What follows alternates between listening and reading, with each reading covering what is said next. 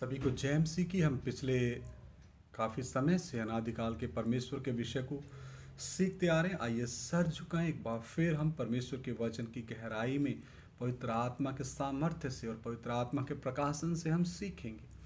प्यारे प्रभु तेरा धन्यवाद करते हैं, थोड़ी देर तेरा जीवता वचन सीखने जा रहे हैं। पिता, अनादिकाल के परमेश्वर वाला विषय और गहराई से पवित्र आत्मा आप में सिखाएं। एक एक की ज्ञान बुद्धि समझ प्रभु यीशु मसीह के नाम में खुल जाए। प्रभु यीशु मसीह के सामर्थ्य और पवित्र नाम से मांग लेते, सुनो और ग्रहण करो, आमीन। मेरे प्रिय भाइयों बहनों, बुजुर्गों, माताओं, नौजवानों, बेटियों, हम पिछले दिनों से अनादिकाल का परमेश्वर वाला विषय सीखते आ रहे हैं। आइए यिर्मयाह नबी की किताब 27 अध्याय उसका 5 वचन हम पढ़ते हैं। पृथ्वी को और पृथ्वी पर के मनुष्यों और पशुओं को अपनी बड़ी शक्ति और बढ़ाई हुई भुजा के द्वारा मैंने बनाया, और जिस किसी को मैं चाहता हूं उसी को मैं उन्हें दिया करता हूं। इस अनादिकाल के परमेश्वर ने क्या क्या बनाया? पृथ्वी को, जिस पृथ्वी के ऊपर हम रहते हैं, घर बनाते हैं, गाड़ियां चलाते हैं, ट्रेनों में सफर करते हैं, पैदल चलते हैं, अन्य अन्य साधनों से इस पृथ्वी के ऊपर हम आनंद लेते हैं। इस पृथ्वी को किसने बनाया? इसी अनादिकाल के परमेश्वर ने, प्रभु यीशु मसीह ने बनाया। और पृथ्वी के मनुष्यों को भी प्रभु यीशु मसीह ने बनाया है, और पशुओं को अपनी बड़ी शक्ति और बढ़ाई हुई भुजा के द्वारा मैंने बनाया, यानी अनादिकाल के परमेश्वर ने बनाया। और जिस किसी को मैं चाहता हूं उसी को मैं उन्हें दिया करता हूं। तो पूरी पृथ्वी पर जितने देश हैं, उनके राष्ट्रपति, प्रधानमंत्री, एमपी, एमएलए, अधिकार, हाकिम, सरकारें, सबको ठहराने वाला यही अनादिकाल का परमेश्वर है। क्योंकि परमेश्वर का वचन कहता है, मैं चाहता हूं, जिस किसी को मैं चाहता हूं उसी को मैं उन्हें दिया करता हूं।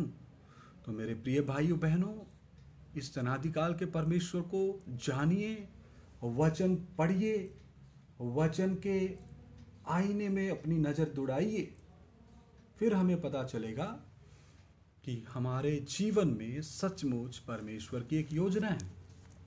क्योंकि यिर्मयाह 29 अध्याय 11 वचन में लिखा है, क्योंकि यहोवा की यह वाणी है, जो कल्पनाएं मैं तुम्हारे विषय करता हूं, यानी कि जो योजना परमेश्वर हर एक मनुष्य के बारे में करता है, उन्हें मैं जानता हूं, उन्हें परमेश्वर जानता है।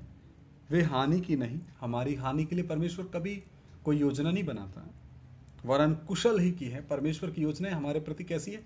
कुशल की हैं, भलाई की हैं, और अंत में तुम्हारी आशा पूरी करूंगा। तो कितना अच्छा परमेश्वर का वचन है, हमारे आत्मिक पिता का, हमारे परमेश्वर का वचन है, जो हमारी आत्मा का भोजन है। तो मेरे प्रिय भाइयों बहनों, आप अपने अनादिकाल के परमेश्वर को जानने के लिए सारे मन, सारे प्राण, सारे आत्मा से जुट जाइए। इस परमेश्वर के वचन को पढ़िए, परमेश्वर का खोजी बन जाइए। फालतू में अपने जीवन के दिनों को बर्बाद मत कीजिए। और भी हम वचन में देखते हैं 32 का 17, यिर्मयाह 32 का 17। हे प्रभु यहोवा, तूने बड़ी सामर्थ्य और बढ़ाई हुई भुजा से आकाश और पृथ्वी को बनाया है। अनादिकाल के परमेश्वर ने, यहोवा परमेश्वर ने, जो देहधारी हुआ, जिसको नाम प्रभु यीशु मसीह दिया गया, उस देह को लिखा है, तूने बड़ी सामर्थ्य और बढ़ाई हुई भुजा से आकाश और पृथ्वी को बनाया है। आकाश को भी बनाया है, पृथ्वी को भी बनाया है। तो आकाश का बनाने वाला ही तो अनादिकाल का परमेश्वर है, पृथ्वी का बनाने वाला ही तो अनादिकाल का परमेश्वर है। तेरे लिए कोई काम कठिन नहीं है।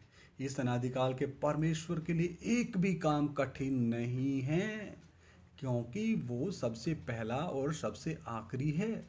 वो ही सनातन परमेश्वर है। कोई धर्म सनातन नहीं हो सकता, मनुष्य द्वारा चलाए गए रीति रिवाज सनातन नहीं हो सकते। परमेश्वर ही सनातन है, क्योंकि वो अनादिकाल का परमेश्वर है। हालेलुया। और हम देखते हैं प्रेरितों के कार्य 14 अध्याय का 15 वचन। प्रेरितों के कार्य 14 अध्याय और वचन 15। इसमें हम देखते हैं परमेश्वर क्या कहता है। हे लोगों तुम क्या करते हो, हे पृथ्वी के लोगों तुम क्या करते हो। हम भी तो तुम्हारे समान दुख सुख भोगी मनुष्य हैं और तुम्हें सुसमाचार सुनाते हैं कि तुम इन व्यर्थ वस्तुओं से अलग होकर जो इस पृथ्वी पर सृष्टि की उपासना में लगी हुई मनुष्य जाति के प्रति परमेश्वर, यह अनादिकाल का परमेश्वर की आवाज क्या है कि तुम इन व्यर्थ वस्तुओं से अलग हो जाओ। ये पृथ्वी श्रापित है। आदम के पाप के कारण ये पृथ्वी भी श्रापित है। वो वचन कहाँ लिखा है? आइए उत्पत्ति की किताब। आप सोचेंगे कि करमवीर सिंह तो पागल हो चुका है और पता नहीं ये क्यों अनादिकाल के परमेश्वर के बारे में बोलता रहता है, समय बर्बाद करता रहता है। इसको पता नहीं दिमाग में क्या कीड़ा काट गया है या ये इसका ब्रेन वॉश कर दिया गया। बहुत से लोग मेरे बारे में बोलते हैं कि मेरा ब्रेन वॉश हो गया। हाँ, मेरा ब्रेन वॉश हो गया है। वो परमेश्वर के निर्दोष निष्कलंक मेमने के पवित्र लहू के द्वारा मैं सिर से लेके पांव तक वाश हो चुका हूं। हालेलुया। परमेश्वर के पुत्र प्रभु यीशु मसीह के पवित्र लहू के द्वारा मैं सिर से लेके पांव तक धुल गया हूं और मैं परमेश्वर का धन्यवाद देता हूं कि परमेश्वर ने मुझ पापी के ऊपर यह दया की। आइए उत्पत्ति तीसरा अध्याय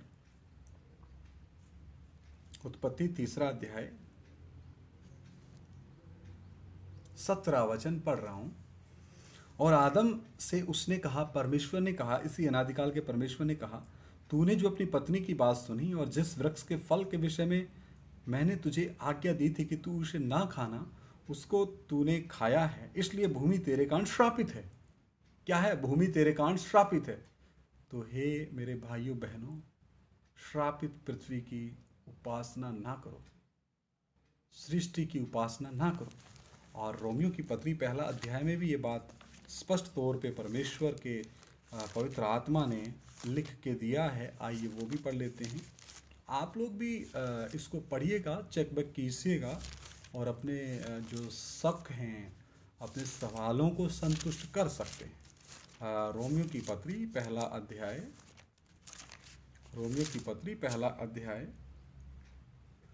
25 वचन पढ़ रहा हूँ। रोमियो की पत्री पहला अध्याय 25 वचन।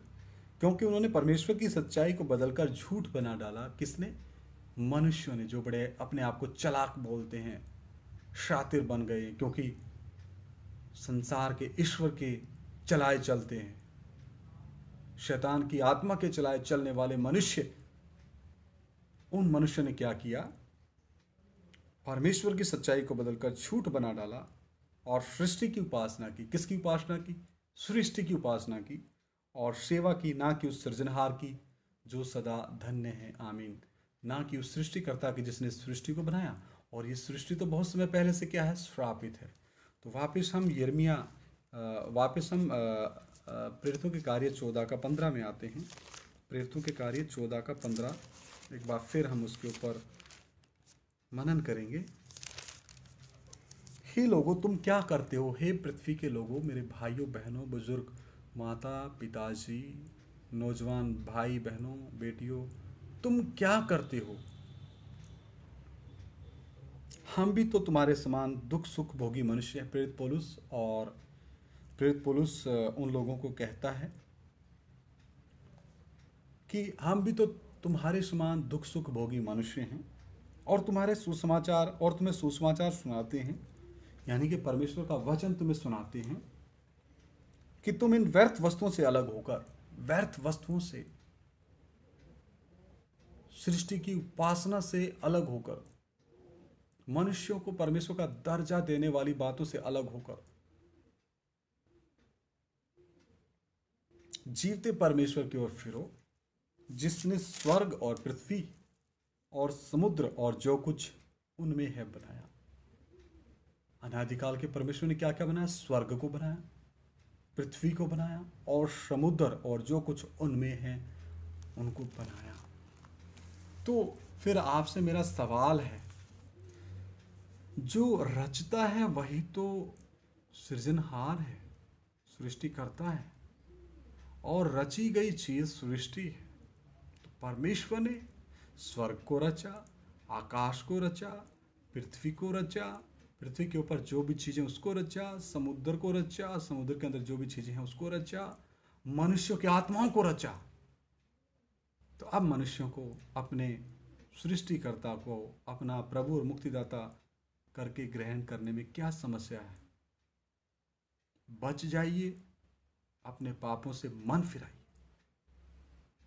और अनंत काल का जीवन पाइए। आइए अपने स्वरों को झुकाएं, प्रार्थना करें। महान जीवते परमेश्वर, अनुग्रहकारी प्रभु, मैं आपका धन्यवाद करता हूं आपके वचनों के लिए।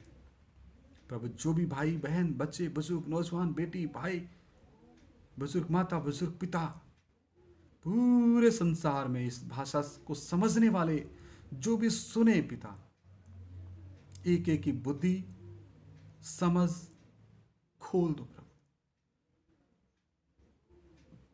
ताकि सभी बच जाए, कोई भी नाश ना हो, सभी सदीपक जीवन पाए और बहुतायत से पाए। ये प्रार्थना हमारे उद्धार के कर्ता प्रभु यीशु मसीह के नाम से मांगते, सुनो और ग्रहण करो, आमीन। सभी को जय मसीह की। मारानाथा। प्रभु हम सभी के साथ हो।